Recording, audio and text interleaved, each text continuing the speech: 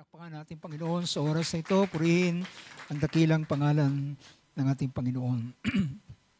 Sa oras na ito ay nais kong basahin na rin ang ating tekstong gagamitin hango sa Book of Isaiah chapter 1, verse 18.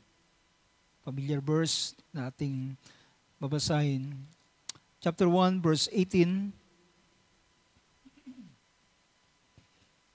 Sabi rito ng verse na ito, "Come now and let us reason together, says the Lord. Though your sins are as scarlet, they will be as white as snow. Though they are red like crimson, they will be like wool." Diyos ang magpala ng mga salitang binasa natin. Sabihin natin, Amen. Purihin ng Diyos, mga kapo tayo sa oras na ito. Salamat sa biyaya ng ating Panginoon at patuloy na narito tayo para sa kanyang mga salita. At sa oras na ito ay dudulog tayo sa mga salita ng ating Panginoon. At so, matuloy tayo na nananalangin sa mga ilang mga bagay na kaganapan sa ating panahon. At salamat sa Panginoon, last Sunday ay nakapagdaos tayo ng ating sama-samang panalangin para pagkatiwala sa Diyos ang lahat ng bagay. At naniniwala ko na dininig tayo ng Panginoon. Amen ka sa amen to that. Ang Diyos ay, ang Book of Peter ay nagsabi na ang kanyang mga mata ay nasa mga tuwid, ang mga mata ng Panginoon ay nasa mga matuwid, at ang kanyang pakinig ay bukas para sa kanilang mga dalangin. Amen. So napakainam na ang ating pagbulay-bulayan sa huling maaraw nito. Well, kapag tayo ay titingin sa mga pangyayari at kaganapan sa ating bansa, ay lagi tayo magugulat at mag-aalala, mababalisa at mag-iisip ng ilang mga bagay. Ngunit patuloy natin tingnan ang mga pangako ng Panginoon. Ito ay magdadala ng comfort sa atin, magdadala ng pag-asa. Well, although, alam nyo, ang ganitong pangyayari ay totoo, ito yung bagay na naranasan ng mundo ngayon, ng sanlibutan. Dahil ng Luke chapter 21 ay nangusap ng ganitong bagay. Sabi rito ng ilang mga pangungusap mula po sa pagpapahayag ni Lucas, ay pinakita roon ng isang mga bagay na magiging karanasan bago ang pagparito ng ating Panginoon. In chapter 21 ng Book of Luke, verse 25, sabi rito, "There will be signs in sun and in moon and in stars. And on the earth, dismay among nations." Pinakita rito na merong mga dismay o distress among nations. Yung mga pagkabalisa sa mga bansa, dismay, distress among nations, and in perplexity. Yung perplexity ay ito ay kagulumihanan na minsan ay ang tao ay hindi niya alam kung saan siya susuling. Yan yung parang perplexity. At the roaring of the sea and the waves. Men fainting from fear. Ang mga puso ng tao ay nanghihina, nanglulupaypay, natatakot. Men fainting from fear and the expectation of the things which are coming upon the world. At ang mga bagay na inaasahan o mga bagay na kanilang nakikita, na kanilang sabi rito, expectation of the things which are coming upon the world, for the powers of the heavens will be shaken. At ang mga kapangyarihan sa sangkalangitan ay mauuga. So makikita natin na ito ang kalalagayan ngayon sa ating bansa at sa iba't ibang mga dako, yung mga bagay na inaasahan na nagiging mga bagay na kanilang nakikitang pwedeng dumating na naghahatid ito ng takot sa mga tao. Pero lahat ng ito ay pawang bagay na magaganap, pero naniniwala ko, sabi nating ng banal na kasulatan, alam ng Panginoon paano niya ingatan ang kanyang mga anak, ang kanyang mga matuwid sa gitna ng ganitong mga bagay. Ang Book of Revelation ay nagsasabi na sila na nag-iingat ng kanyang mga salita ay iingatan din naman niya sa araw ng pagsubok na maranasan ng sanlibutan. So, wala tayong ibang bagay na dapat ingatan sa uling mga araw nito. Ang ilan ay kapag may mga trahedya, ay may mga sunog, ang ilan ay pinoproteksyonan nila yung kanilang mga kayamanan, ngunit sa kanilang pagproteksyon dito ay pati sila ay napapahamak kasama nito. Pero kapag ating iningatan ang kanyang mga salita, ito ay mag-iingat din naman sa atin. At marami tayong kamakailan ay merong isang lugar na nasunog at yung mismong pinaka-imahe ng Birheng Maria ay kasamang nasunog. Sa mga panahon ng mga kalamidad ay yung mga kanilang Diyos-Diyosan ay kanilang pasan-pasan at sila'y tumatawag at upang sila iligtas. Pero mismo yung kanilang Panginoon tinatawagan ay kinakailangan nila lang iligtas mula dun sa nasusunog mula sa apoy. Pero ang verse na yan, ang verse na aking kinote, ay nagpapakita na sabi rito, dahilan iningatan mo ang aking mga salita, ay ingatan din naman kita sa araw ng pagsubok na darating sa ibabaw ng sanlibutan. So kung ano ang pwede nating ingatan, hindi natin pwedeng ingatan ang ating kayamanan, hindi natin pwedeng ingatan ang ilang mga bagay, ay ingatan natin ang mga salita ng Diyos. Dahilan ang salita ng Diyos na ating ingatan ay ang pag-iingat natin dito ay pagpapakita ng ating pagkilala sa Diyos at tayo rin naman ay kanyang ingatan. Sa oras na ito, inais kong balikan yung verse na ating binasa hango sa Isaiah chapter 1 verse 18. At ang verse na ito ay malimit marahil nating narinig. Ito ay nangusap. Ang panahong ito ay ang Israel ay nasa kanilang kasalanan. Kung makikita ninyo ang theme o pinapakita ng unang chapter ng Book of Isaiah, ay dahilan ng Book of Isaiah ay ito ay mostly ang unang mga chapter ng Book of Isaiah from chapter 1 to chapter 39 ay pagpapakita ng judgment na maranasan ng Israel. At dito dahilan sila ay makikita natin na sila ay nasa kasalanan, nasa pagsamba sa Diyos-Diyosan, at ang Panginoon sa mga unang verses ng chapter 1 ay nagpakita na ang Diyos ay hindi na nalulugod sa mga handog at mga hain nila. Dahilan yung mga handog at mga hain nila ay ginagawa na lamang nila as a ritual, bilang pangkaraniwan na lang. Hindi na nila ito ginagawa ng talagang merong pagsamba sa Panginoon. At dito naganap yung sinabi ng ating Panginoon na kinote niya.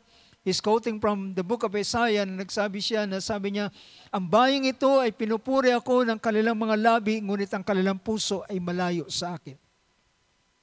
So I hope ang bawat isa sa atin, mga kapatid, ay kapag tayo ay nagpupuri sa ating mga labi, ay ito ay mula sa kaibuturan ng ating puso na nagmamahal sa ating Panginoon at umiibig sa Kanya at sa Kanyang mga salita.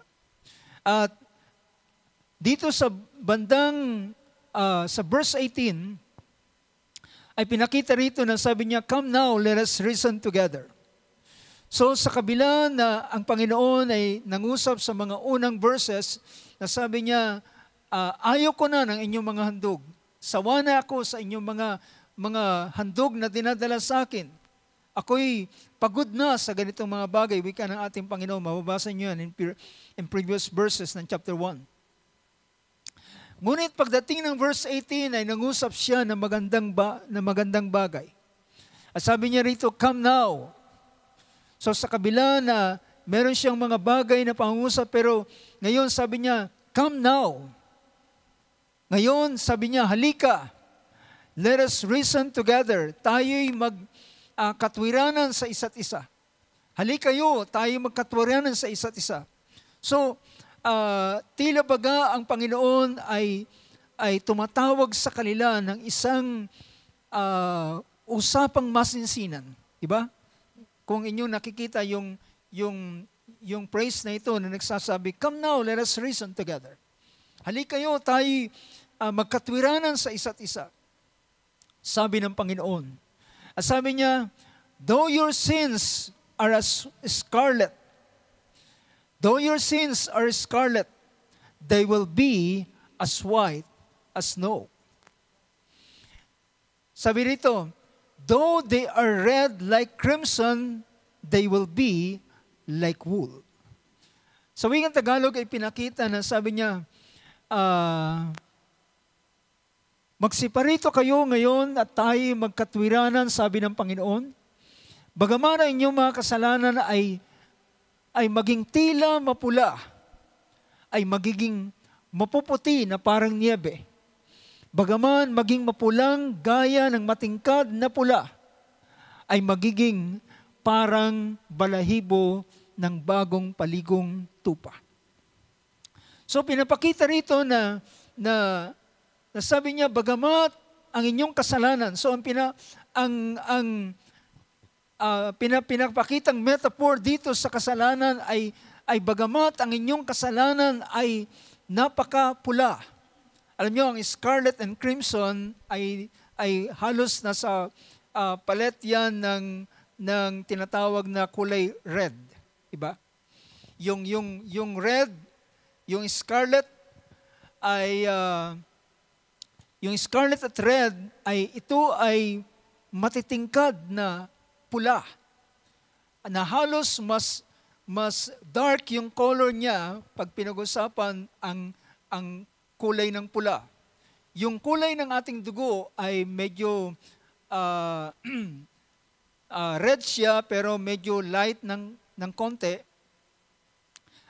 Ngunit ang scarlet at ang crimson ay nagpapakita ng matingkad na pula at makintab na pula. And usually sa panahong ito, paano sila, can you imagine ang sabi ng ating Panginoon, "Though your sins are scarlet, there will be as white as snow. Though they are red like crimson, they will be like wool." Alam niyo ba na paano sila nagkukulay ng tela sa unang panahon ay meron silang kinukuhang mga itlog na insekto sa unang panahon, sa ancient time, paano sila nagdaday ng tela, ay kumukuha sila ng isang insekto galing sa isang puno ng oak sa somewhere in Mediterranean. At yung itlog na ito ay yun ang kanilang ginagamit upang gawing pangdye o pangpakulay doon sa tela. At yung salita rito na yung scarlet and crimson ay ito ay dalawang beses itinutubog. Kaya usually, yung mga tela na may kulay, ay usually ito ay ginagamit ng mga mayayaman. Diba? Ng mga mayayaman, yung scarlet color, yung ganitong klaseng kulay, dahilan yung mga ordinaryong wool na kulay puti ay natural ito, na kapag ito ay hinabi nila ay ganun na ang kanyang kulay. Pero yung mga merong kulay ay kumukuha pa sila ng mga dye at ibang paraan para lagyan ng kulay, at ito'y nagiging dahilan kung bakit nagiging mahal ang isang tela, at ito usually ginagamit ng mga mayayaman. So, sa ganitong bagay ay makikita natin dito gaano kaimposible na yung sabi rito, though your sins, yung paglalarawan ng kasalanan ay katulad ito ng scarlet at ng crimson. Kagaya ng scarlet at kagaya ng crimson na twice na isila'y itinubog sa kulay. At kapag ito ay tinubog sa kulay, ibig sabihin, imposible mo na siyang maibalik sa dating kulay puti. Nakukuha niyo yung punto, mga kapatid. Ito imposible mo na maibalik siya sa kulay puti na maputi. Pero nilarawan ng ating Panginoon na sabi niya, bagaman ang inyong kasalanan ay kagaya ng scarlet na mapula, ay magiging maputi na kagaya ng snow. Kagaya ng pagpatak ng pumapatak na nyebe. At bagamat ang inyong ito ay mapula, na matingkad ang kanyang pula. Hindi lamang siya matingkad, kundi makintab yung pagkapula niya. So talagang makikita natin na it is impossible na ito ay ibalik sa dating kulay na kulay puti. Pero sinabi ng Panginoon, kaya ko silang paputiin na ito ay kagaya ng snow at kagaya ng balahibo ng tupa na sa wikang Tagalog ay kagaya ng balahibo ng tupa na bagong paligo. So, alam niyo ba yung pinapakita rito na puti, ang nilalarawan ng puting ito ay hindi lamang basta puti, kundi kung inyong papansinin ang pangyayari dito sa ating Panginoon, sa book of Mark chapter 9, sa Mount Transfiguration, nakita ang ating Panginoong Hesus, habang siya'y nananalangin, ay nagbago ang kanyang anyo, at ang kanyang mukha ay nagliwanag na kagaya ng araw, at ang kanyang damit ay naging napakaputi. Sabi rito ng chapter 9 ng book of Mark. Sabi rito ng verse 2. Sa verse 2, sinabi niyang pagkaraan ng 6 na araw, isinamin ni Jesus sina Pedro, Santiago at Juan, at dinala silang bukod sa isang mataas na bundok. At siya'y nagbagong anyo sa harap nila. At sabi raw ng sumunod na verse, sabi niya, at ang kanyang damit ay naging maningning na puti, na walang sino man sa lupa na makakapagpaputi ng gayon. See? And his garments became radiant. See, kumikinang, and exceedingly white, as no launderer on earth can whiten them.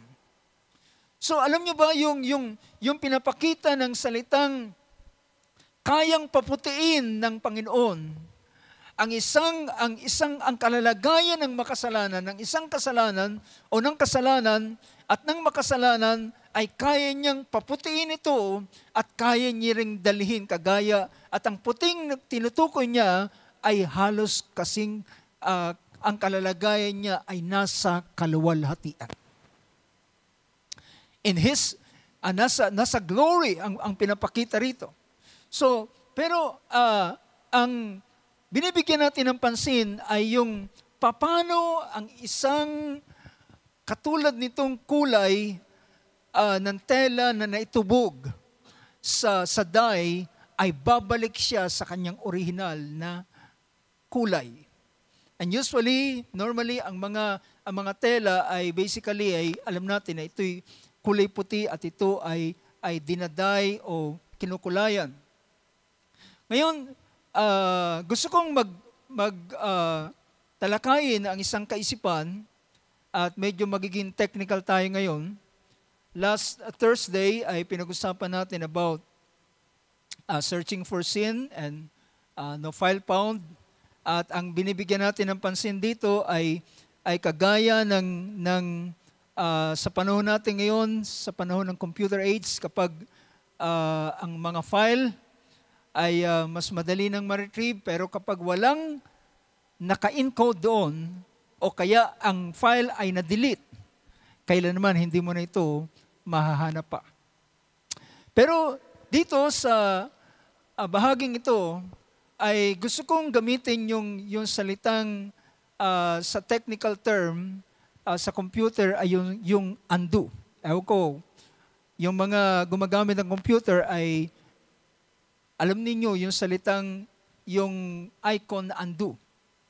At kung ipapakita ko sa inyo ang icon na yan, ay maintindihan nyo at kayo na gumagamit ng, kahit man kayo na gumagamit ng cellphone ngayon, ay kapag nakita nyo yung icon na ito, ay makikita nyo kung ito ay inyong ginagamit din.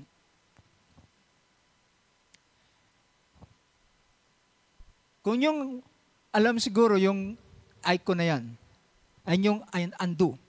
Ibig sabihin, kapag ikaw ay nagtatype sa computer o kaya sa iyong cellphone at meron kang bagay na nagawa na nagkamali ka at para ibalik mo dun sa restore mo dun sa dating kalalagayan ng iyong dokumento na ginagawa o kaya gumagawa ka ng drawing o ano pa man na yung ginagawa sa iyong gadget, i-press mo lang yung undo at marerestore siya at babalik siya sa dating kalalagayan niya.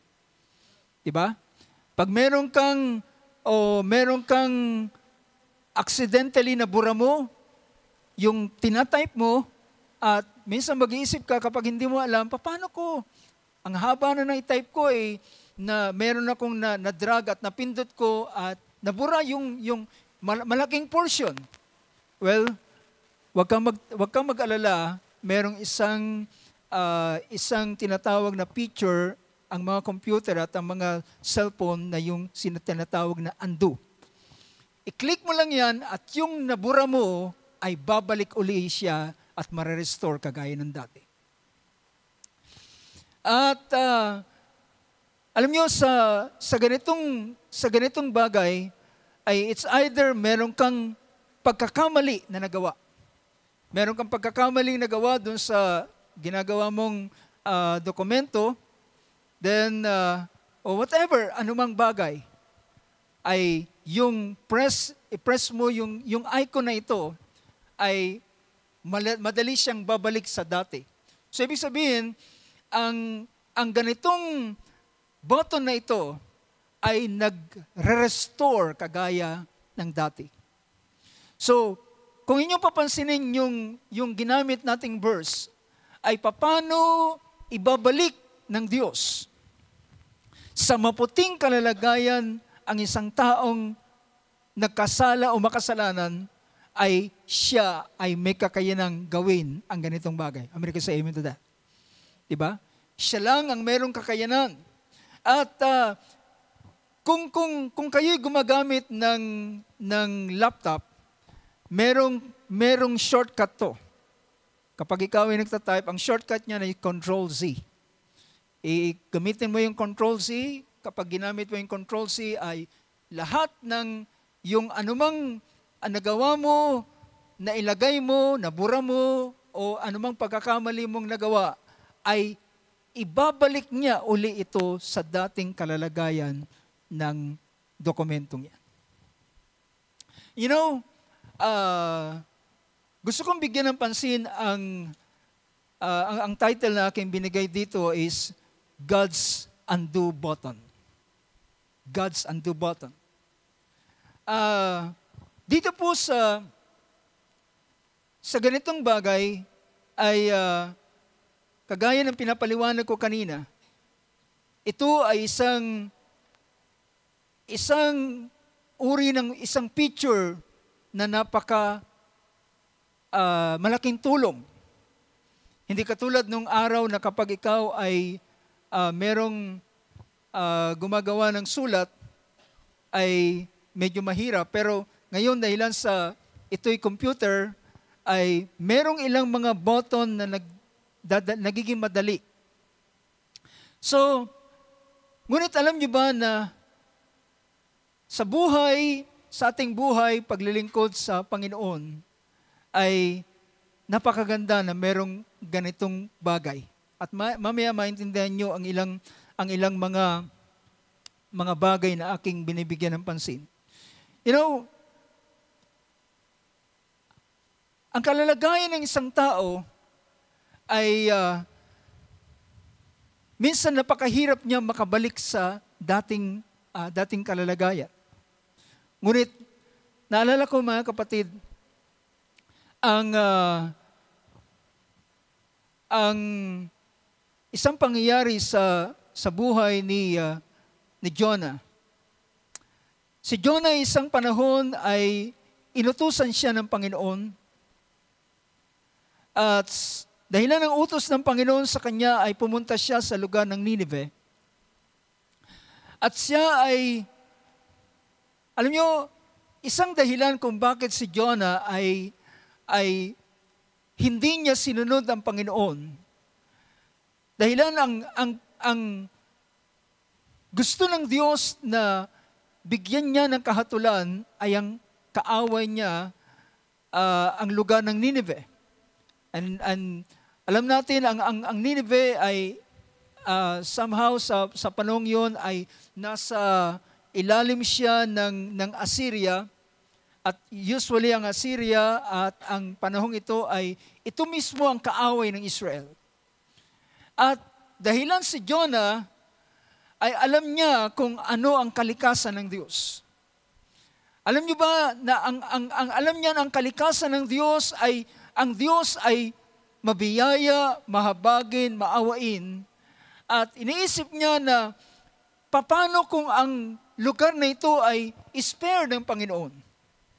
At yan ang dahilan bakit si Jonah ay tumakas at sa halip na siya ay papuntang Nineveh, siya ay kumuha ng ticket in opposite direction papuntang Tarsis at sumakay ng ship. Ngunit habang siya ay naglalayag, ang Diyos ay nagpadala ng malaking unos sa karagatan sa panahong yun. And it's all because ito'y dahilan kay Jonah na tumatakas sa presensya ng Panginoon. Dahil yan ang mababasa natin sa Book of Jonah chapter 1. Sa verse 2, ang sabi ng Panginoon sa kanya, "Arise, bumangon ka at pumunta ka sa malaking syudad at ikaw ay sumigaw laban sa kanila sa dahilan ng kanilang kasamaan ay nakarating na laban sa aking harapan." Ngunit, sabi ng verse 3, sabi niya, si Jonah ay bumangon at tumakas papuntang Tarsis mula sa presensya ng Panginoon. Yan ang sinasabi rito. Sabi niya, si Jonah ay bumangon upang tumakas na patungo sa Tarsis mula sa harapan ng Panginoon at siya'y patungo, lumusong sa Jope at mula doon ay nakasumpong ng isang sasakyan patungong Tarsis at siya'y nagbayad ng kanyang upa at siya'y naglayag papunta roon. Ngunit ang verse 4 ay ang Diyos ay nagbangon ng isang dakilang unos. At ang panahong yon ay halos ang bangka na kanyang sinasakyan ay halos mawasak na. Sa lakas ng unos. At yung mga yung mga tao roon ay halos natatakot na. Can you imagine, nasa gitna ng karagatan ay merong malaking unos at alam nila silang lahat ay maaring malunod at maaring mamatay. So ang bawat isa sa kanila ay nagsipagtawag sa kanilang mga Diyos. Iba't ibang mga taong ito ay meron silang kanilang mga Diyos. Samantalang si Jonah ay naroon naman sa ibabang sa pinaka-lower deck at natutulog. Well, alam nyo, para kay Jonah ay gusto niya na lang ding mamatay. Huwag na lang din gawin kung anong sinasabi ng Panginoon sa kanya. At may nakakita sa kanya, sabi niya, bakit ka natutulog? Bakit hindi ka tumawag sa iyong Diyos? Perhaps sabi niya, baka ang iyong Diyos ay mahabag sa amin, mahabag sa atin na tayo iligtas sa ganitong napipintong sakuna.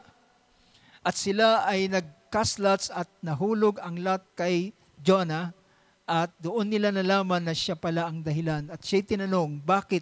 Sino ka? Taga saan ka? Anong trabaho mo? Anong ginagawa mo? At nang ikwento ni Jonah na siya isang Hebreo, siya natatakot sa Diyos at siya tumatakas mula sa presensya ng Panginoon, silang lahat ay natakot at sabi niya, bakit mo ginawa ang ganitong bagay? Ano ang aming gagawin? Sabi niya, hagis niyo ko sa dagat.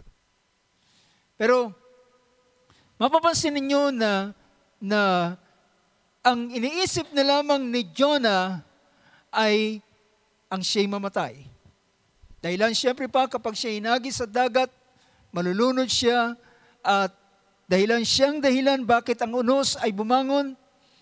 At sabi niya, kapag inihagis ninyo ko sa dagat ay ang unos ay hinto at kayo'y maliligtas. Nang unay ayaw nila, pilit nilang itinatapon ng kanilang mga kargamento. Pero the more na kanilang sinisikap ang bagay na ito, the more na nakikita nilang lumalakas ang unos at lalong nalalagay sila sa panganib. At walas na silang ibang magawa kundi gawin yung sinasabi ni Jonah. And the moment na kanilang inihagis si Jonah ay lumapag sa tubig, ay biglang huminto ang unos at doon sila natakot. At sabi rito, ng verse 15, so they pick up Jonah and threw him into the sea, and the sea stopped its raging. Anong sabi diyan? At sa gayon kanilang binuhat si Jonas at inihagis sa dagat, at ang dagat ay tumigil sa kanyang poot. Doon nila nakita na sino ba talaga ang taong ito. Ang taong ito ay propeta ng Diyos. Ang taong ito ay merong utos ang Diyos na gustong pinapagawa sa kanya pero hindi niya ginawa. But mga kapatid, alam ko na ang ganitong bagay na ginawa ni Jonah ay isang kasalanan sa harapan ng Diyos. Naniniwala ba kayo doon, mga kapatid? Dahil ito ay pagsiway niya sa utos ng Panginoon. But you know, ang Diyos ay napakabuti sapagkat God is a God of a second chance. Ang Diyos ay Diyos ng pangalawang pagkakataon. At nang si Jonah ay mahulog o dumating doon sa dagat, well, ang Diyos ay naghanda ng isang malaking isda para siya ay lunukin. At siya ay nilunok at sabi rito, number 17, and the Lord appointed a great fish to swallow Jonah, and Jonah was in the stomach of the fish 3 days and 3 nights. So naglagay ang Diyos, nagpadala ang Diyos ng isang malaking isda upang siya'y lunukin, at siya'y nasa tiyan ng isda sa loob ng 3 araw at 3 gabi. Pero hindi siya namatay. So, niligtas siya ng Diyos. Nakita niyo ba yun, mga kapatid? Niligtas siya ng Diyos.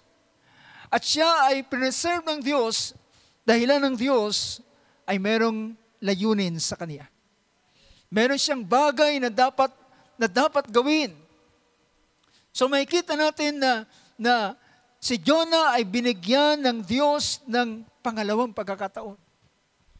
At siya ay sa halip na malunod doon, ay siya ay nilunok ng isda at na-preserve ang kanyang buhay sa kabila na medyo may pagdurusa. Pero si Jonah ay nanalangin at siya ay nagsisi sa Diyos.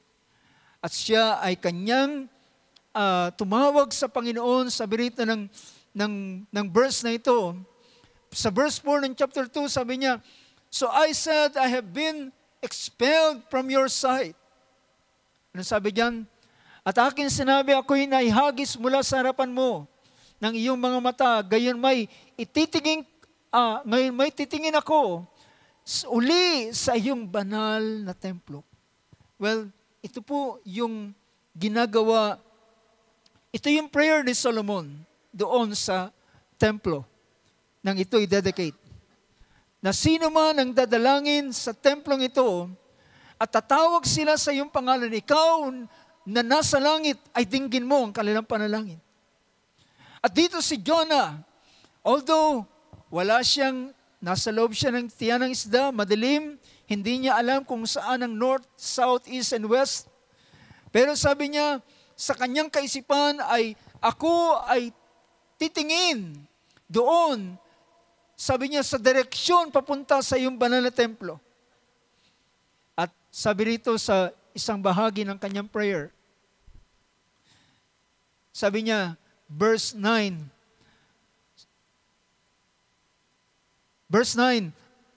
"Ngunit ako'y maghahain sa iyo ng tinig ng pagpapasalamat. Aking tutuparin ang aking mga ipinanata, kaligtasay sa Panginoon." After na si Jonah ay mabanggit niya ito sa prayer, ito ay pagpapakita ng Jonah repent.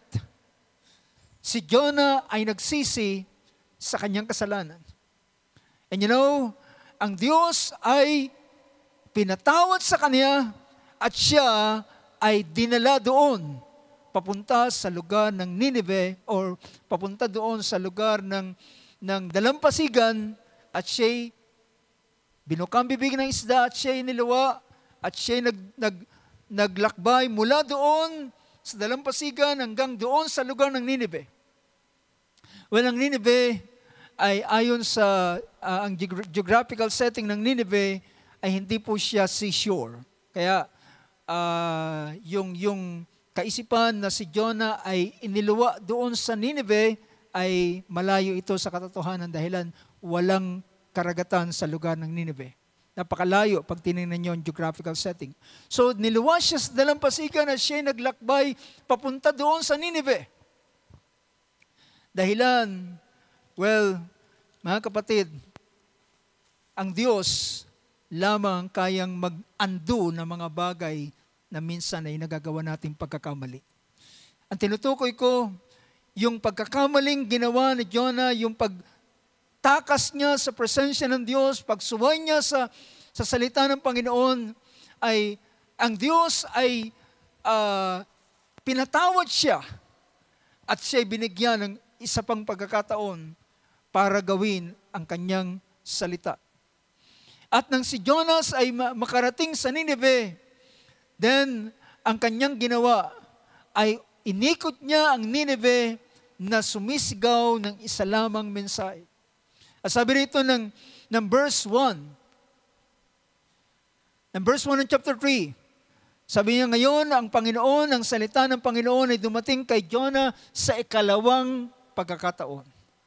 So ang Diyos ay nagbigay sa kanya ng second chance. So, ang Diyos lamang, kung titingnan natin yung technical na pinapakita natin kanina, ang Diyos ang merong kakayanan na pindutin ang undo button sa buhay natin. At ang mga bagay na nagawa nating kasalanan ay kayang ipatawad ng Diyos, kayang ibalik ng Diyos sa isang kalalagayan ang isang tao sa dating. Kaya dito, ang Diyos ay nagsalita uli kay Jonah in the second time. Sa ikalawang pagkakataon ng kanyang pangusap, ito'y kagaya ng unang si Jonah ay inutusan niya upang pumunta sa Nineveh. Ngayon, ang Diyos ay nagbigay uli ng pangalawang pagkakataon sa kanya. Isa pang pagkakataon sa kanya. At binigyan siya ng utos. At sabi niya, at pareho pa rin, sabi ng verse 2, arise, go to Nineveh, ang malaking syudad, at iyong salitain sa kanila, ang malaking bayang yaon.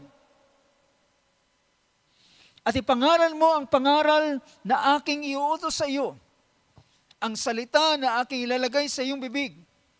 Dahilan, ngayon, merong instruction na ibibigay ang Diyos sa kanya kung anong salita, anong isasabihin niya at ipapangalan niya sa lugar ng Nineveh. At si Jonah ay bumangon at pumunta ng Nineveh. At ayon sa salita ng Panginoon, ngayon ang Nineveh ay isang malaking syudad na ito ay kailangang lakarin mo sa loob ng 3 araw na paglalakad.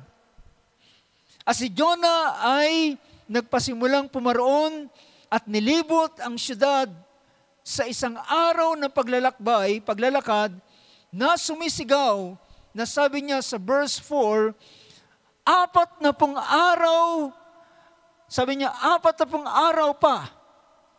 At ano sabi yan? At ang Nineveh ay iwawasak. Kung babalikan natin ang verse 2 ng chapter 1, ay pinakita ron, sabi ng Panginoon kay Jonah about Nineveh, arise, go to Nineveh, the great city, and cry against it. Sumigaw ka laban sa kanila, sapagkat, for their wickedness has come up before me. Ito'y kasing katulad ng mensahe ng Panginoon ng kanyang kausap si Abraham. Naalala niyo sa Sodom at Gomorrah? Sabi niya, ako'y paroroon sa Sodom at Gomorrah at titingnan ko kung totoo sapagkat ang kanilang kasamaan ay nakaabot na sa akin. Well, kapag ginamit ang ganitong statement, ibig sabihin kapag ang kasamaan ay nakaabot na sa Panginoon, meaning to say, it's time for them to judge. It's time for that place for judgment. Panahon na para sa lugar na yun, para ibuhos ang kahatulan. So makikita natin na noon pa man, ay merong mga partikular na mga syudad na pinaparusahan o hinahatulan ng Diyos. Makikita natin ang Sodom at Gomorrah, ang kambal na syudad, dahilan ang kanilang kasalanan ay umabot na sa Panginoon, dahilan ang talamak na homosexuality, ang sodomy ay talamak sa lugar doon, ay naging daan bakit hinatulan ng Diyos ang syudad na ito.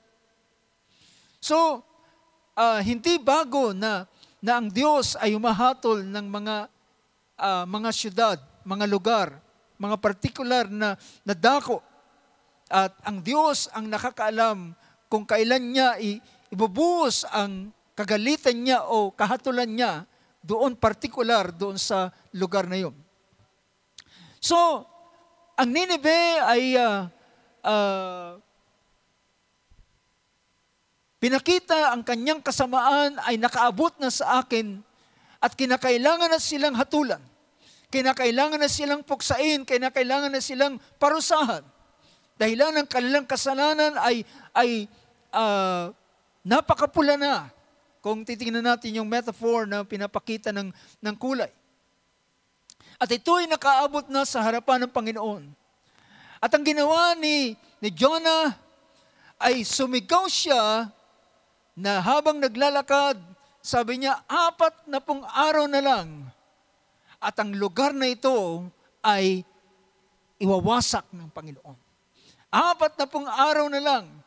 Well, wala siyang anumang paghimok ng pagbabago sa kanila, kundi si Jonah lamang ay basta sumisigaw ng 40 araw na lang, ang lugar na ito ay wawasak ng Diyos. Dahil lang nasa puso ni Jonah ay gusto niya rin talaga na puksain ng Diyos ang lugar ng Nineveh. Kaya habang siya ay sumisigaw, umikot siya ng isang buong araw sa malaking syudad na ito. And you know what happened? Sa verse 5, sabi ng verse 5, At ang bayan ng Nineveh ay sumampalataya sa Diyos. See, ang bayan ng Nineveh ay sumampalataya sa Diyos. At sila ay tumawag ng pag-aayuno. At sila nagsuot ng magaspang na damit, ng saklot, mula sa pinakadakila sa kanila hanggang sa pinakamababa sa kanila. At ang salitang ito at ang ganitong pagkilos ng mamamayan ng Nineveh ay nakaabot sa hari ng Nineveh, at siya'y bumangon din naman mula sa kanyang trono at kanyang inalis ang kanyang robe, ang kanyang damit hari, at kanyang tinakpan ang kanyang sarili ng saklot at umupo sa abo, at siya rin ay nagpahayag, nagproclaim siya na ang buong Nineveh ay dapat mag-ayuno ng 3 araw at 3 gabi. He issued also a proclamation and said, in Nineveh, by the decree of the king and his nobles. Siya ay nagbigay ng utos. Sabi niya, walang tao, hayop, o alaga mang hayop na titikim ng anumang pagkain. Huwag silang kumain o uminuman. Sabi niya, gayon ang tao, ang hayop, ay kinakailangan ding sila ay magdamit ng kayong magaspang, at lahat ng tao ay tumawag na masikap. Sabi ng verse 8, kundi magbalot sila ng kayong magaspang, ang tao at gayon din ang mga hayop, at magsidaing silang mainam sa Diyos. Oo, talikdan ng bawat isa ang kanilang masamang lakad at ang pangdarahas na nasa kanilang mga kamay. So, can you imagine, ito yung kalakaran sa lugar ng Nineveh. Sila ay mga ng darahas, ng daraya, at marami pang mga bagay. Well, ilan lamang ito sa binanggit. Pero, ibig sabihin, napakatalamak na ng lugar na ito, bakit sila ay dapat hatulan ng Diyos. So, ang buong syudad ng Nineveh, na napakalaki, ay silang lahat ay nagdamit ng kayong magaspang, ng saklot, nag-ayuno, nanalangin sa Diyos, tumawag sa Diyos, at nagpasimulang nagsisi at tinalikdan ang kanilang mga kasalanan, iniwanan ang kanilang masamang mga gawa, at ito yung kanilang sabi habang sila ay nagdeklara ng ganitong bagay sa verse 9. Sabi niya, sino ang nakakaalam kung ang Diyos ay manumbalik at magsisi? Ibig sabihin ay maawa. Verse 9, babasahin ko sa aking sa version ng NASB. Sabi niya, who knows? God may turn and relent and withdraw His burning anger so that we will not perish. Sabi niya, sinong nakakaalam kung ang Diyos ay magbabago ng kanyang pag-iisip? Ang Diyos ay magbabago ng kanyang pag-iisip at babawiin niya, yung salitang withdraw, babawiin niya ang kanyang galit at upang tayo ay hindi mapahamak. So ito ang kanilang ginawa sa loob ng 3 araw.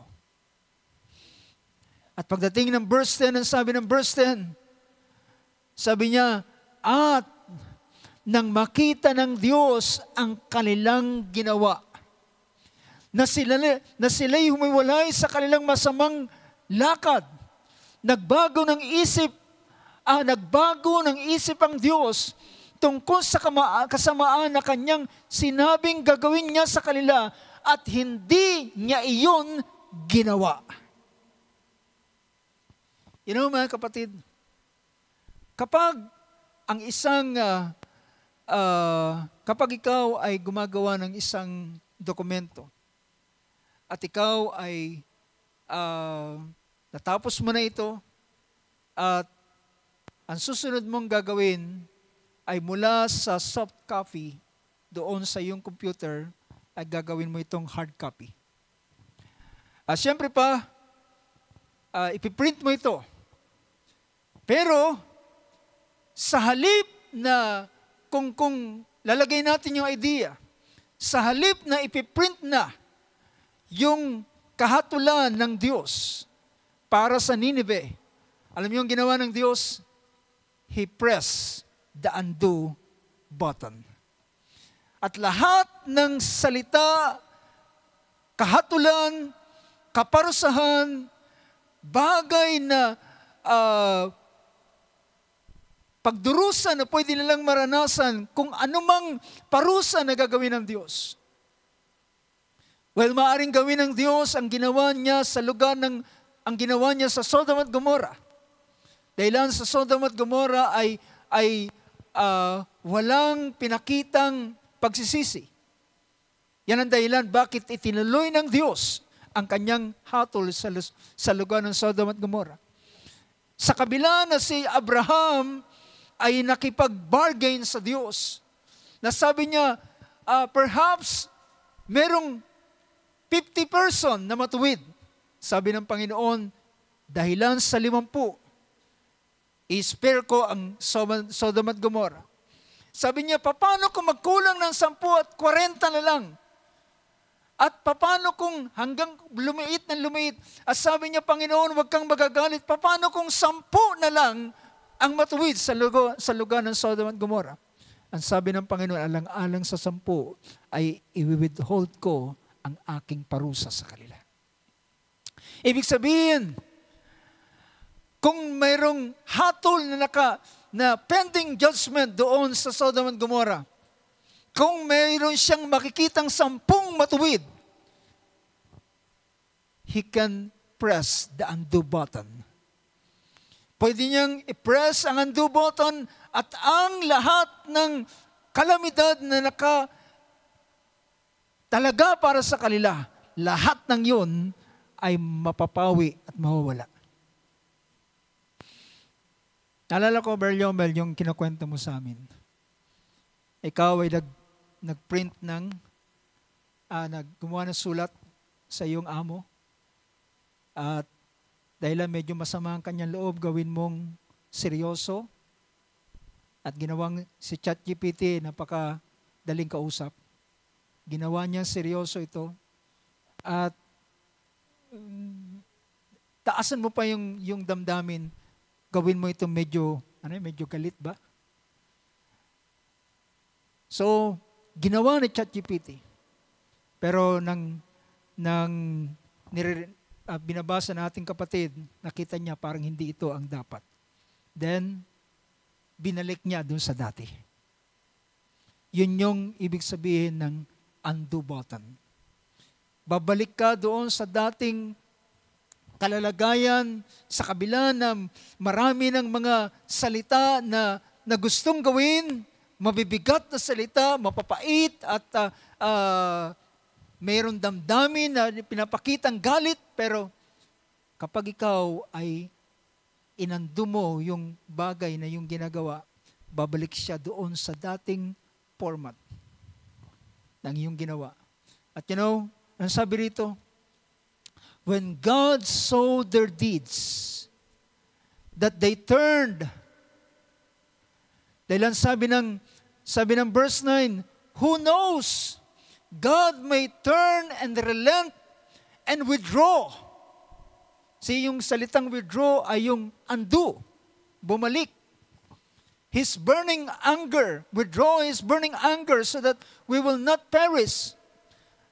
Then, when God saw their deeds, that they turned from their wicked way, then God relented. Yung salitang relented dito, ang Diyos ay nagbago ng kanyang pag-iisip. Nagbago siya ng pag-iisip. God relented concerning the calamity which He had declared that He would bring upon them. So yung nakalista ng kalamidad, kagaya kung for example, kung ang gagawin ng Diyos ay kagaya sa Sodom and Gomorrah, magpapadala siya ng apoy, asupre, at tutupukin ang lugar na yun, ang syudad na ito. O maaring magkaroon ng isang malakas na lindol at maglaho ang lugar na yun at mag-ground zero at maraming mamatay sa lugar na yun, sa syudad na yun. But mga kapatid, ang sabi rito, but God, then God relented. Ang Diyos ay nagbago, binawi niya ang kanyang kaisipan. Binawi niya ang kanyang kaisipan concerning the calamity na supposed to be magpapadala ng apoy, supposed to be magpapadala ng lindol, supposed to be ay mabibiyak yung lupa nila at guguho ang kanilang mga gusali at maraming mamamatay sa kanila. Pero ang Diyos ay binawi niya ang kanitong kaisipan at kanyang sinabi, hindi ko na gagawin ang bagay na yon. He pressed the undo button. He relented concerning the calamity which He had declared He would bring upon them, and He did not do it. At hindi niya iyon ginawa. Habang si Jonah, pagkatapos niyang gawin, nagantay siya ng 40 days. Kung isang araw niyang nilibot, then nandun siya sa lugar ng Nineveh, pero dumating na ika-40th day, walang judgment siyang nakita. Walang anumang bagay na ginawa ang Diyos dahilan nakita ng Diyos ang kanilang pagsisisi. You know, alam niyo ba kung ano ang kayang mag-press ng undo button ng Diyos? Walang iba kundi repentance. Only repentance ang siyang magiging daan para i-click ang undo button. At sabi ng ating Panginoon, kapag ako ay merong kahatulan na gustong gawin sa isang lugar, at ang bayang yan ay nagsisi sa kanilang kasalanan, tinalikuran ang kanilang kasamaan, at kanilang binago ang kanilang buhay, sabi niya, ako ay mula sa langit ay aking aking babawiin at hindi ko itutuloy sa kanila ang bagay na aking sinabing kasamaan at kahatulan sa kanila. Only repentance. Now, alam niyo ba, dito sa ating binibigyan ng pansin, ang sangkatauhan, alam natin, kagaya ng binigyan natin ng pansin nung nakaraan, ang sangkatauhan ay nasadlak sa tinatawag na pagkakasala.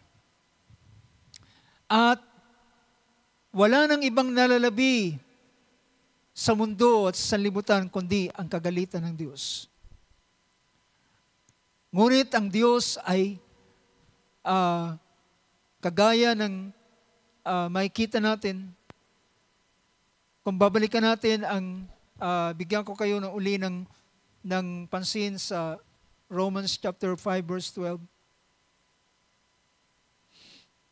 Sa Romans 5 verse 12 ay pinakita roon paano ang kasalanan ay nakapasok.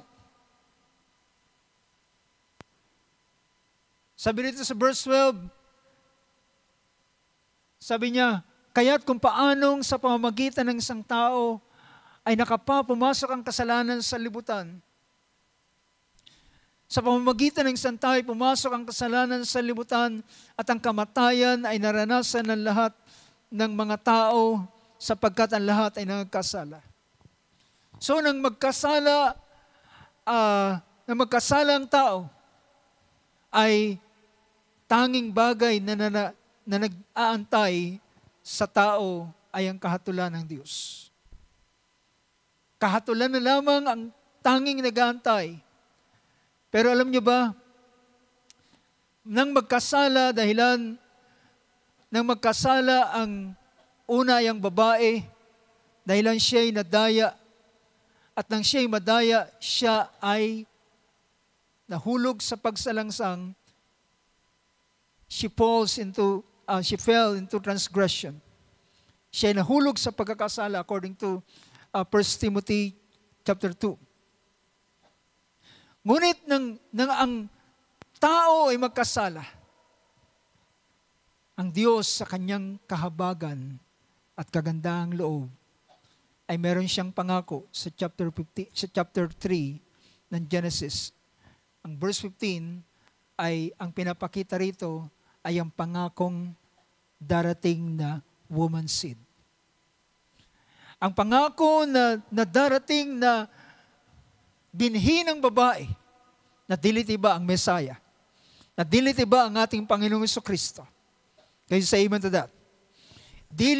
Dilitiba kundi ang ating Panginoong Jesus na sabi niya, see, can you imagine in the midst of saying this judgment, sa gitna na sinasabi ng Panginoon ang judgment sa tao. Ang judgment sa serpente ay kanyang binigkas sa chapter 3. Dahilan ang babae ay naging daan para sa pagkakaroon ng pagpasok ng kasalanan. Kaya pansinin ninyo yung kung babalikan ko at babasahin ang chapter 3 ng Book of Genesis. Matapos tawagin ng Diyos ang lalaki, sabi niya, nasaan ka? Sabi niya, nagtatago ako dahilan ako'y hubad. Ang tanong ng Panginoon, bakit mo sinasabing hubad? Kumain ka ba ng bunga ng punong kahoy na akin sinabi, huwag mong kanin? Sabi niya, ang babae na binigay mo sa akin. Binigay niya ako at ako'y kumain. At sabi niya, verse 12, sabi niya, the man said, ang babae na binigay mo sa akin. Verse 13.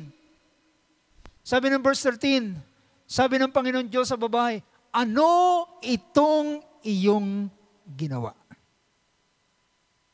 Sabi niya, what is this you have done? Ano itong iyong ginawa?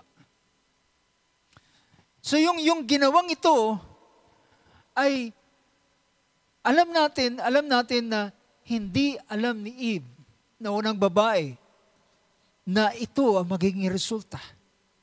Hindi niya alam. Na ganun pala kabigat ang magiging resulta ng bagay na ito. Na isasadlak pala niya ang buong sangkatauhan sa kasalanan at sa kamatayan sa dahilan doon sa bagay na kanyang ginawa. But alam natin na hindi niya ito alam dahilan sabi niya, the serpent beguiled me. Dinaya ako ng serpente. So, ang nangyaring ito ay mahirap nang hindi na ito kayang i-repair ni Adam. Neither ng babae, ni sino pa man sa kanila ay hindi na nila ito kayang i-repair pa. Hindi nila ito kayang bawiin pa. Anong sinasabi natin kapag meron tayong nagawa? Sabi natin, kung maibabalik ko lang. Sino sa atin nakakaisip ng ganun, di ba? Di ba? Sinasabi natin yan.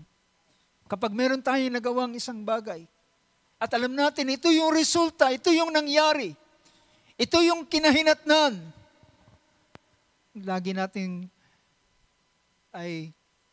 tayo ay nanlulumo at sinasabi natin, kung maibabalik ko lang. Kung maibabalik ko lang. So sana, ang ating buhay ay merong undo button. Na kapag meron tayong bagay na nagawa, ay merong isang button na pwede nating i-press at babalik sa dating sitwasyon.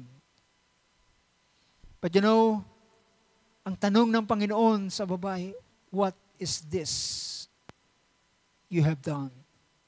Ano itong iyong ginawa? So nandun na yun. So yung pangyayaring yun ay nandun na.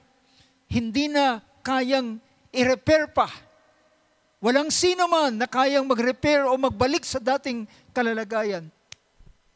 Kung anong hindi dapat mangyari ay naganap.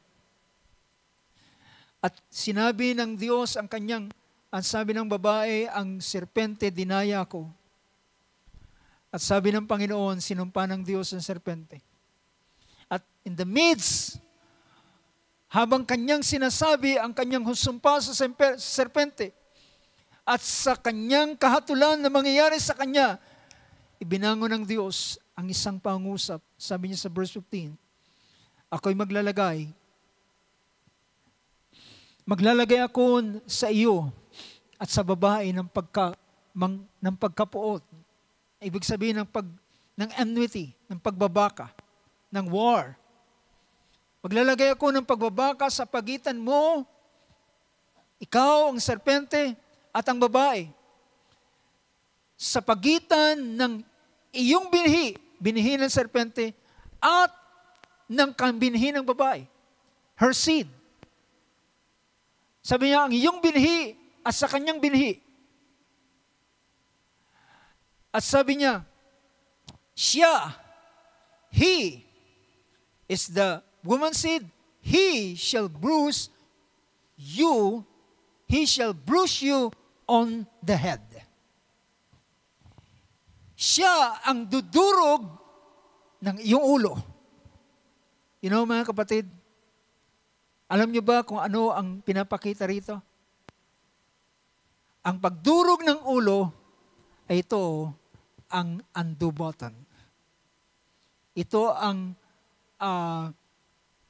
magiging daan ng pagsauli sa dati. Nakukuha niyo yung punto ko, mga kapatid. Dahilan sa pamamagitan ng binhi ng babae, which is our Lord Jesus Christ, siya ang magsasauli ng lahat ng bagay na nawala. Siya ang magbabalik sa dati ng mga bagay na nagkaroon ng mess. Ang lahat ng mess na nangyari, mga kaguluhan na nangyari, ay ma-restore sa dati at may babalik sa dati sa pamamagitan ng ating Panginoong Hesukristo. So mga kapatid, Jesus Christ is the greatest undo button. Siya ang restorer. Siya ang magsasauli ng lahat ng bagay. So in the midst of this pronouncing of judgment towards the serpent, at pagsasalitan niya sa babae at kahit man kay Adan, pero bago niya salitain ang kahatulan sa babae at ang sasapitin ng lalaki at ang magiging karanasan ng sangkatauhan, ang Diyos ay nagsabi na merong dudurog ng iyong ulo. At ang pagdurog ng kanyang ulo ay magiging daan ng pagsasauli ng lahat ng bagay. Amen. Masaya ba kayo dyan, mga kapatid? Dahilan kung walang ang magsasauli ng lahat ng bagay, lahat tayo ay papunta sa kapahamakan. Kung walang magsasauli, kung walang magbabalik sa dati, well, ang mess na ito ay saan hahantong? Ang kaguluhang ito, ang nilikha ng isang pagsuway ay naghatid sa buong sangkatauhan na sila ay makaranas ng kamatayan. At hindi lamang yon, ang hatol ng Panginoon sa Hebrews chapter 9, verse 27, it is appointed man to die, and after this is the judgment. Ano sabi ron? Inasmuch as it is appointed for man to die. Appointed na. Itinakda na. Pag sinabing tinakda na, hindi na ito, ang appointment na ito ay hindi na mapopostpone. Hindi na makakancel. Ang appointment na yan ay once in the lifetime ng tao, ay darating ito sa kanya. Appointed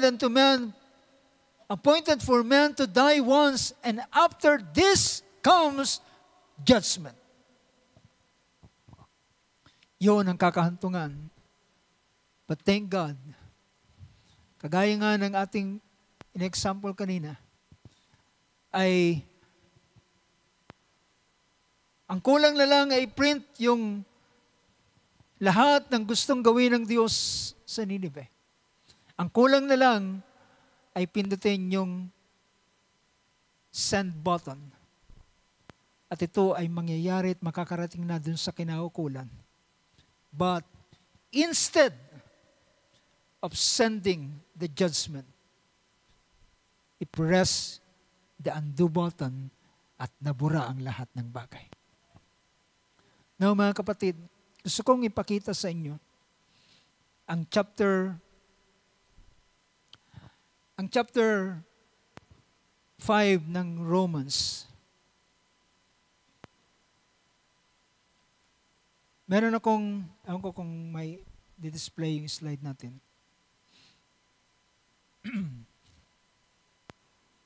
Romans chapter 5. Babasahin ko ang Romans chapter 5 at pinakita rito.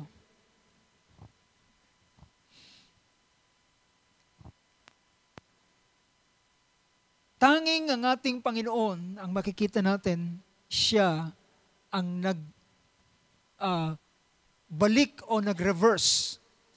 Ang meaning ng ang ginagawa ng undo button, kung for our information, ang ginagawa niya ay mag-cancel, mag-reverse, yung salitang undo, kung ating balikan yung yung meaning ng undo.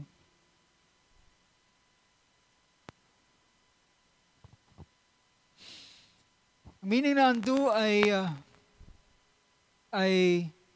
ang ilan dito ang meron siyang past tense na undid, undone, undoing. To open or lose, or verse, yung meaning number 2, to make of no effect. Pag yung salitang undo ay gawin itong walang bisa. To make of no effect. So anumang changes na yung ginawa sa isang document, when you start to press the undo button, lahat ng ginawa mo ay mababaliwalang lahat. At babalik siya sa dating setting. To make of no effect or as if not done. Nakukuha niyo mga kapatid? Kapag meron kang maraming ginawa sa dokumento mo, marami na, nasulatan mo, nabago mo na siya, na-edit mo na pagpalit-palit mo na yung paragraph, pero medyo naguluhan ka.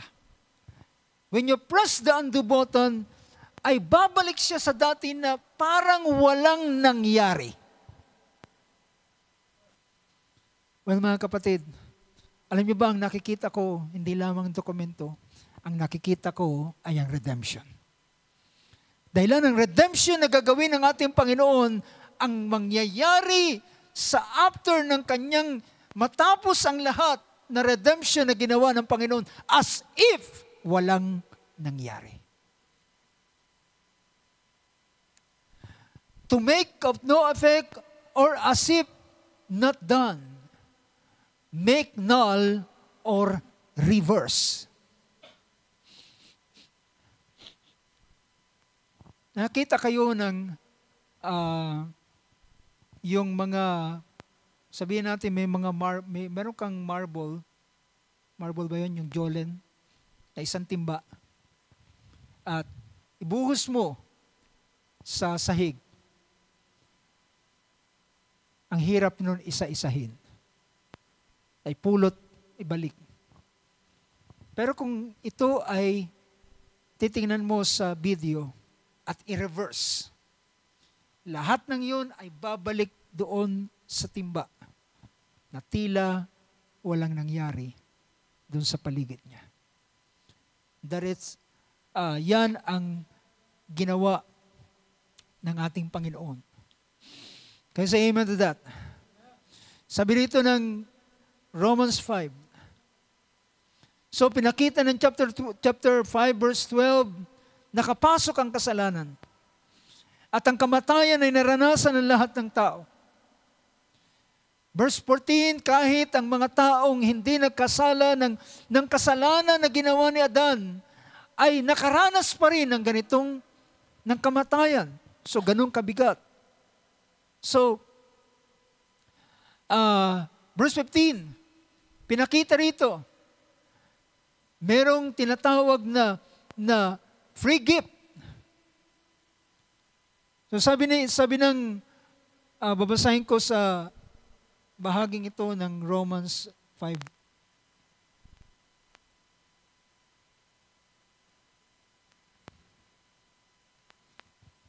Gusto kong tingnan sa wikang Tagalog.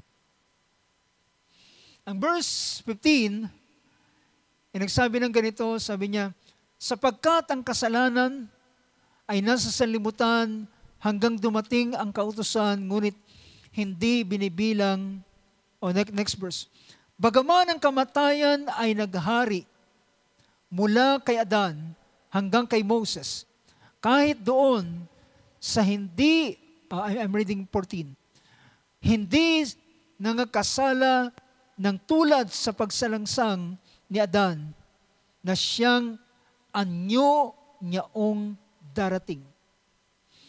So, pinapakita na kahit yung hindi nakagawa ng kasalanan, ay nagmana sila ng kasalanan na ginawa ni Adan. So, naipasa sa kanila. At sabi niya, ito'y katulad din naman at meron siyang isang anyong gustong ipakita. Siyang anyo niyaong darating. Sabi niya, datapwat, ang kaloob na walang bayad ay hindi gaya ng pagsuway sapagkat.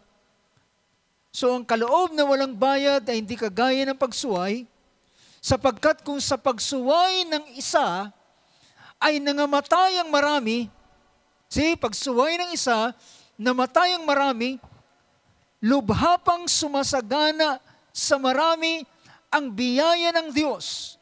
So, ang biyaya ng Diyos at ang kaloob niya dahil sa biyaya sa isang lalaking si Jesucristo. So, kay Adan ay Sa pamamagitan niya, sa kanyang pagsuway, ang marami namatay. Verse 16. At ang kaloob ay hindi gaya ng nangyari sa pamamagitan ng isang nagkasala. So pinapakita niya yung kaloob ng Diyos. Yung kaloob ay hindi gaya, ang pinapakita niya ay kabaligtaran. Kaparehong paraan, pero kabaligtaran ang nangyayari. Sabi rito, ang kaloob ay hindi gaya ng nangyari sa pamamagitan ng isang nagkasala, sapagkat ang kahatulan ay dumating sa isa sa pagdurusa, datapwat ang kaloob na walang bayad ay dumating sa maraming pagsuway sa ikaaaring ganap. Sa maraming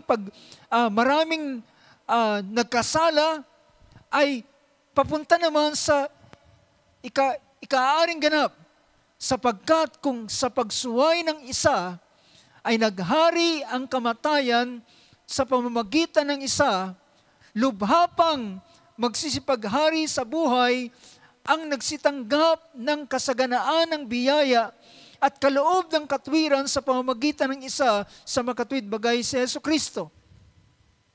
Kaya't, sabi rito, verse 18, kaya't kung paanong sa pamamagitan ng isang pagsuway ay dumating ang hatol sa lahat ng mga tao sa pagdurusa. So yun yung kahatulan. Gayon din naman sa pamamagitan ng isang gawa ng katwiran, ang kaloob na walang bayad ay dumating sa lahat ng mga tao sa ikakaaring ganap ng buhay. Pwede nyo display yung ating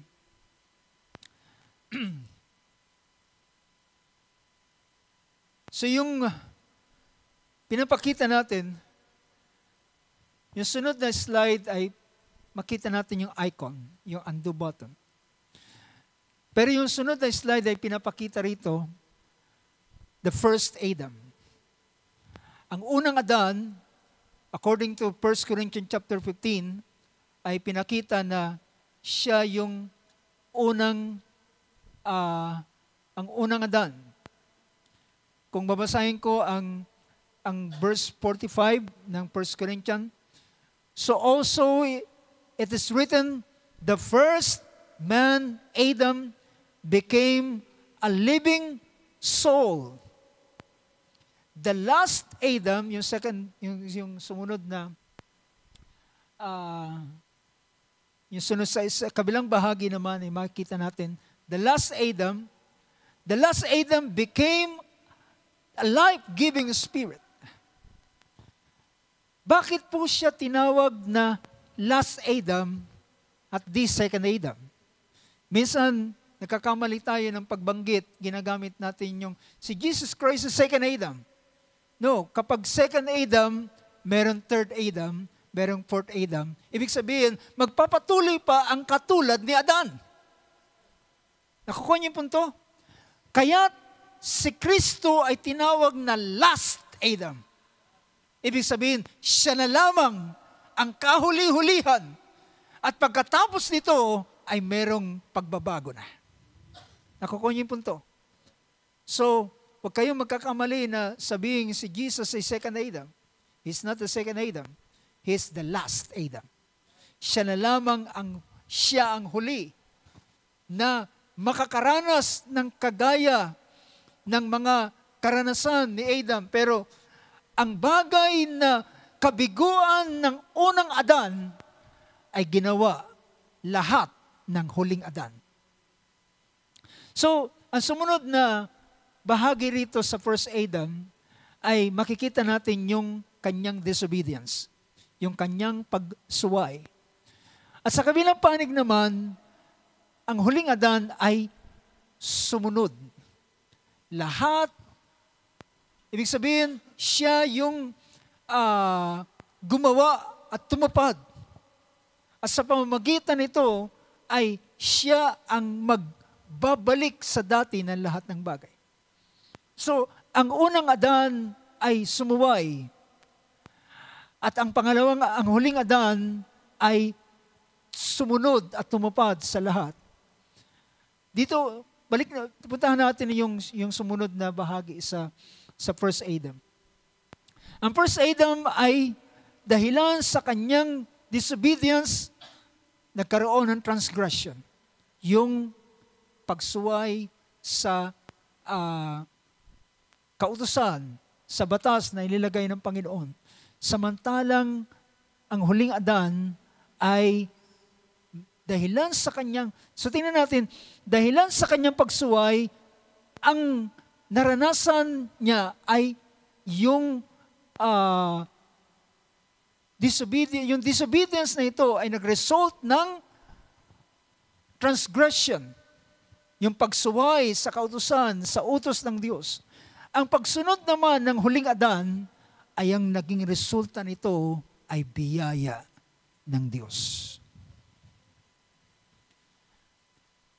So dito sa first Adam, yung pangatlong bahagi. So dahilan sa kanyang pagsuway at sa kanyang pagtransgress, ang naranasan, ang sumunod sa kanya, ang mga sumunod na tao sa kanya ay nagkaroon, lahat sila ay naging makasalanan. Many were made sinners. Ang marami ay naging makasalanan. So ganun ang nangyari.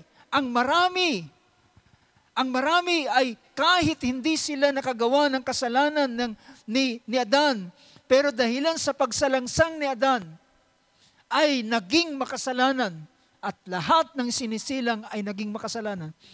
Ngunit sa huling Adan, dahilan sa kanyang pagsunod at dahilan sa biyayang sumasagana, ang marami ay naging matuwid. Makikita natin yung pagre-reverse. Ang ginawa ng ating Panginoon ay ni-reverse niya.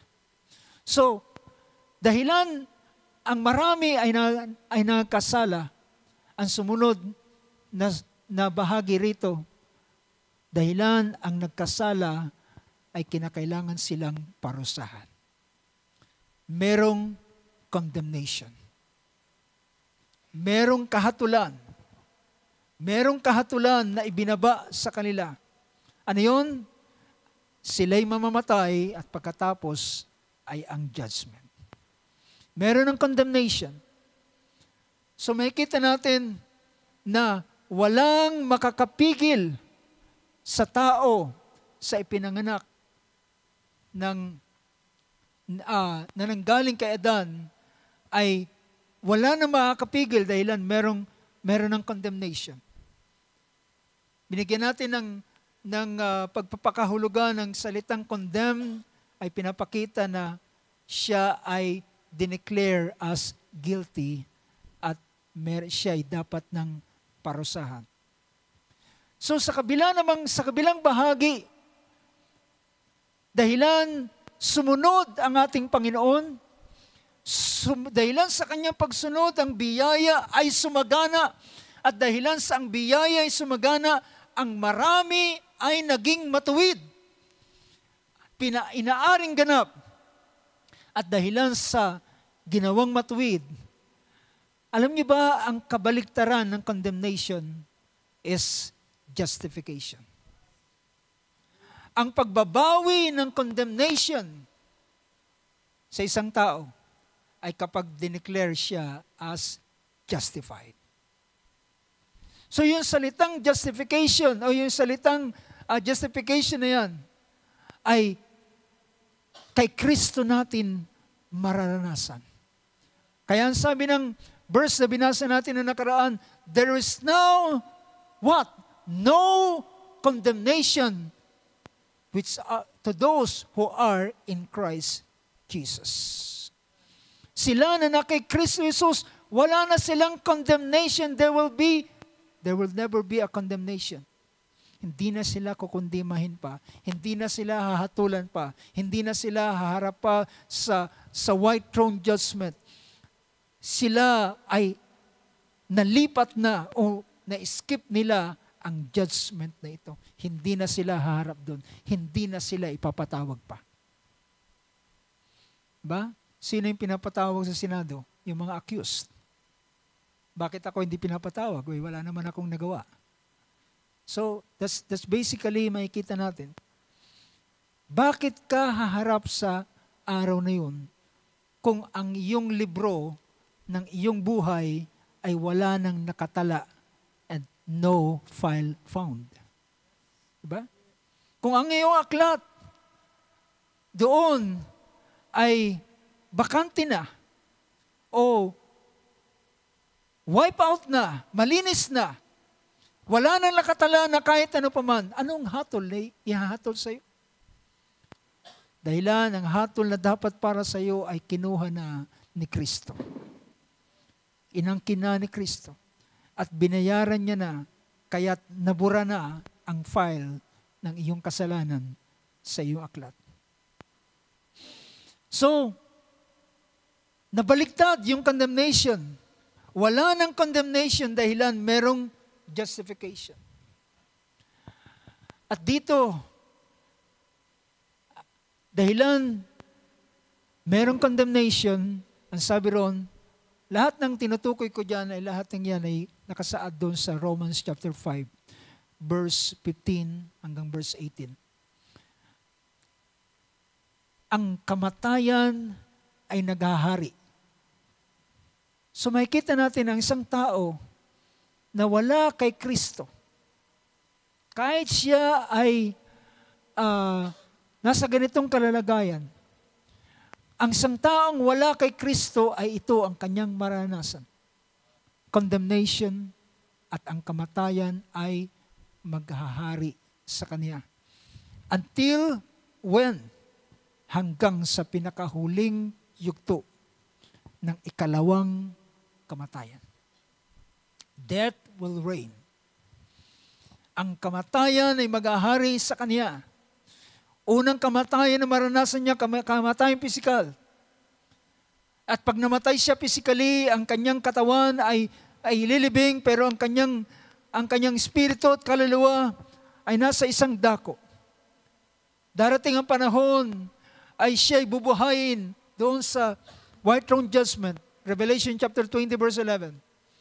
At siya'y haharap at babasahin siya ng lahat ng mga nakasala sa kanya na kanyang ginawa mula nang siya'y nakaisip.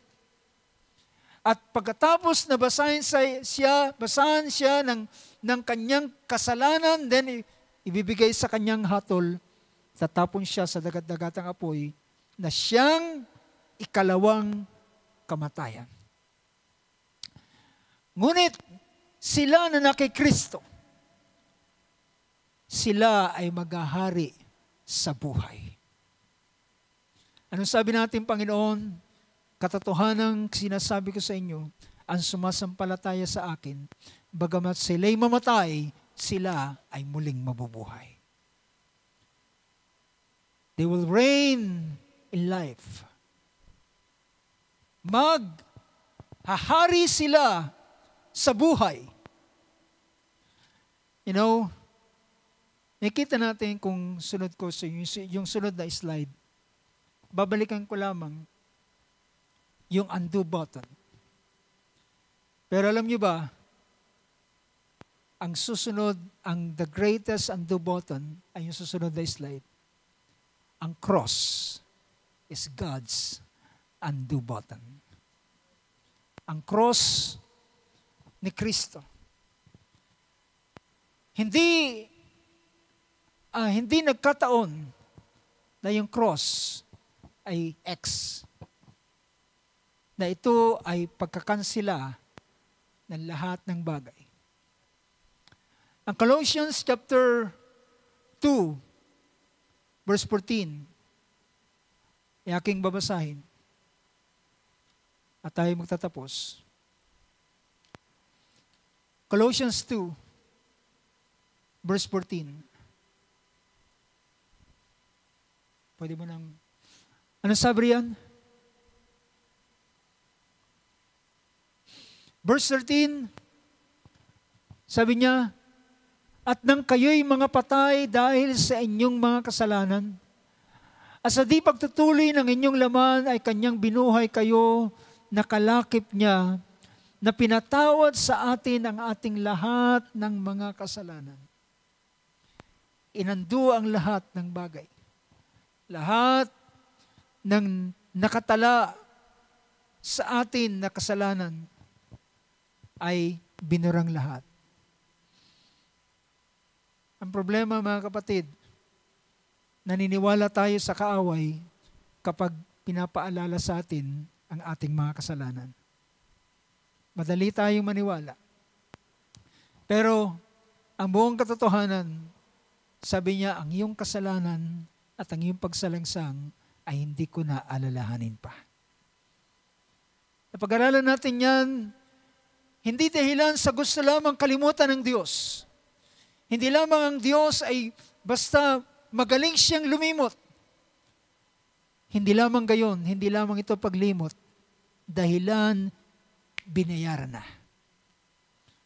Kapag ang utang, kapag ang dalawang magkaibigan ay nagkagalit dahilan sa utang, kapag sinabing, sige, kalimutan na natin yan, pero pag nag-away uli sila, maungkat yan. Diba? Sabihin nyo kung hindi yung totoo. Pag nag-away yan, maungkat pa rin yan. Pero kapag binayaran na, tingnan ko kung magkakaungkatan pa. Diba? Hindi mo na pwedeng ungkatin pa ang isang bagay na binayaran na. At yan ang dahilan, hindi lamang tayo basta inagaw sa kamay ni Satanas. Hindi lamang tayo basta kinuha ng Diyos. Binayaran tayo ng halaga para hindi na tayo mahabol pa. Binayaran niya ng halaga. Binigay niya ang kanyang buhay. Dahilan tayo ay justified. Ang sabi dito, tayo binuhay niya at pinatawad, having forgiven us all our transgression. Lahat walang itinara sa iyo. Lahat ng bagay ay ipinatawad sa atin. And verse 14, ano sabi diyan? Na pinawi ang usapang nasusulat. Yung pinawi, binura. Pinawi ang usapang nasusulat sa mga palatuntunan laban sa atin na hindi na ayon sa atin. At ito'y kanyang inalis na ipinako sa krus.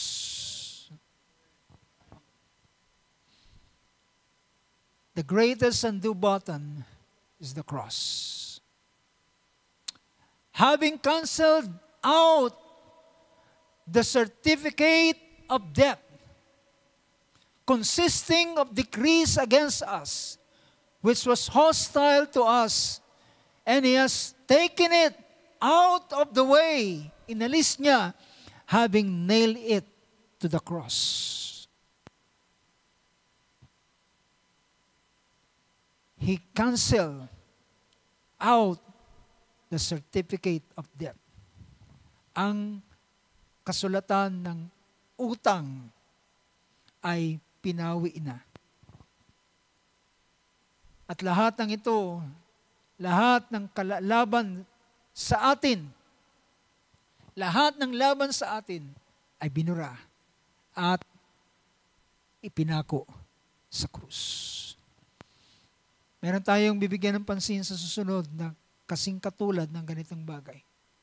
Paano binago ang ganitong, sabi niya, ang kautusan. Mga kapatid, ang ating Panginoong Hesus ang siyang nagbalik sa dati. Nag-restore. Siya ang nagbalik sa atin sa ating dating kalalagayan. Ang sigaw ng kunin ng kordero, ang aklat na mayroong 7 tatak, sila'y sumigaw at sinabi, nagpupuri kami, purihin ang kordero na nakaupo sa luklukan, sapagkat kanyang tinubos kami mula sa angkang mga bansa, wika at mga bansa, at kami ay ibinilik sa Diyos. Binili niya kami sa pamamagitan ng kanyang sariling dugo. Purihin ang Panginoon, mga kapatid. Thank God, merong Kristo. Thank God, merong Panginoon na sumunod, tumalima, at ang biyaya'y sumagana, at tayo ginawang matuwid, at tayo inaring ganap, at ngayon, ang buhay ay naghahari sa atin. Purihin ang Diyos. Palakpakan natin ating Panginoon sa kanyang kapurihan at kalawalatian. Tayo tumayo. At tayo, hallelujah. Praise God. Awitin natin yung the love of God.